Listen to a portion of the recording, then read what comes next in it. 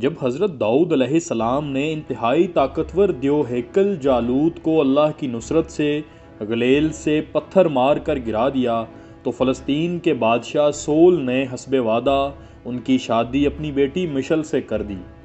Civil کے مرنے کے بعد حضرت داؤد علیہ السلام فلسطین کے بادشاہ بنے۔ حضرت داؤد علیہ السلام کی وفات کے بعد ان کے بیٹے حضرت سلیمان علیہ السلام فلسطین کے بادشاہ بنے۔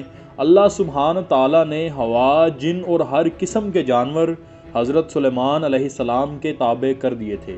961 قبل مسیح سے 922 قبل مسیح کے دوران حضرت سلیمان علیہ السلام نے جنوں کی مدد سے مسجد الاقصیٰ اس جگہ تعمیر کروائی جہاں حضرت ابراہیم علیہ السلام نے عبادت گاہ تعمیر کرائی تھی۔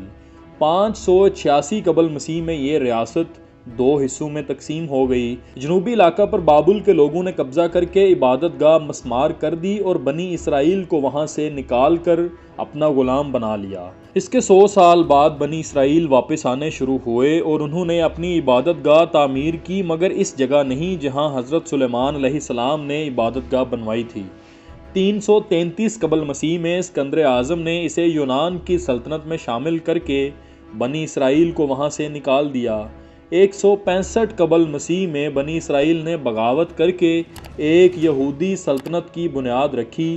100 سال بعد یہودی ریاست پر سلطنت روم کا قبضہ ہو گیا۔ 70 عیسوی میں یہودیوں نے بغاوت کی جسے شہنشاہ ٹائٹس نے کچل دیا اور یہودیوں کی عبادت گاہ کو مسمار کر کے انہیں وہاں سے پھر سے نکال دیا۔ اس کے بعد روم کے بادشاہ نے یہودیوں کو شروع میں بیت المقدس آنے کی اجازت دی، لیکن بغاوت کرنے پر بیت المقدس کے شہر کو مکمل طور پر تباہ کر کے یہودیوں کو غلام کے طور پر بیچ کر شہر بدر کر دیا اور ان کا واپس بیت المقدس آنا ممنوع قرار دے دیا۔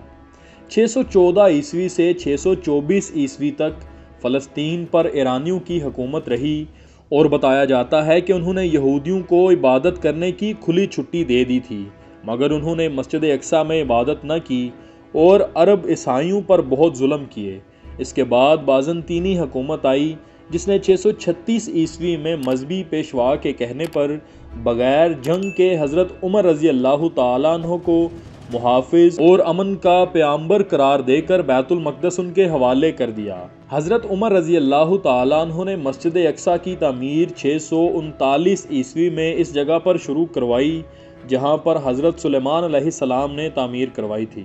636 عیسوی سے 1918 عیسوی تک یعنی 1282 سال تک فلسطین پر، جس میں اردن بھی شامل تھا، مسلمانوں کی حکومت رہی۔ بس اس میں وہ عرصہ شامل نہیں ہے جس میں صلیبیوں یعنی عیسائیوں سے جنگیں ہوئیں۔ اس وقت تک یہودیوں کو فلسطین سے باہر آئے ہوئے 1800 سال ہو چکے تھے۔